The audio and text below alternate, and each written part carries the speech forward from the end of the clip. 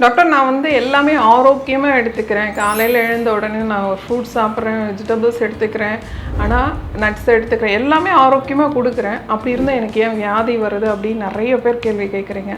ஆனால் ஏன் வியாதி வருது அப்படின்றத யோசிக்கிறதுக்கு முன்னாடி நான் உள்ளுக்கு சாப்பிட்றோம் இல்லையா, நான் எப்படி சாப்பிட்றேன் அப்படின்றத யாராவது யோசிக்கிறீங்களா?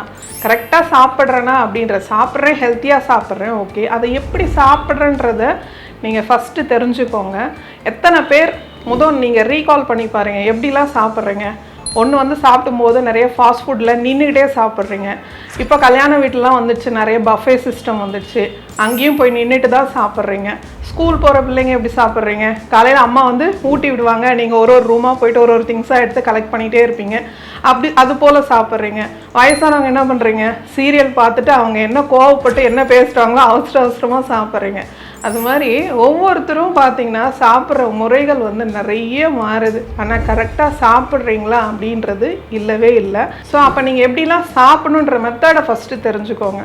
ஸோ சாப்பிட்றதுக்கு முன்னாடி நம்ம வாயில் சுரக்கிற உமிழ்நீர் எந்த அளவுக்கு ஒரு மேஜிக் பண்ணுது அப்படின்றத தெரிஞ்சுக்கோங்க. ஏன்னா உமிழ்நீர் வந்து ரொம்ப ரொம்ப ரொம்ப ரொம்ப முக்கியம். ஏன்னா அந்த உமிழ்நீர் தான் வந்து நம்ம சாப்பிட்ற சாப்பாடை ஒழுங்காக செரிமனம் பண்ணி தேவையான அளவுக்கு இன்சுலின் செக்ரீஷனை உருவாக்குறதே அந்த உமிழ்நீர் தான்.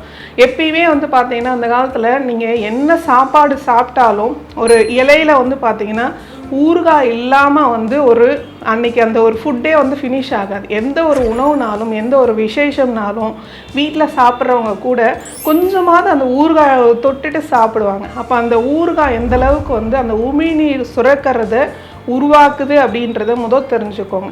அப்போது ஒரு எச்சில் உருவாக்கி ஒரு உணவை நம்ம செரிமனம் பண்ணும்போது தான் அது நம்ம ரத்தத்தில் உள்ள சர்க்கரையோட அளவுகளை நார்மலாக வச்சுக்கும். நிறைய பேர் பார்த்தீங்க அப்படின்னா இப்போ சாப்பிட்ற முறைகளில் அவசரமாக சாப்பிட்றோம். ஒரு வாய் சாப்பாடு போடுறோம், ஒரு வாய் தண்ணி குடிக்கிறோம்.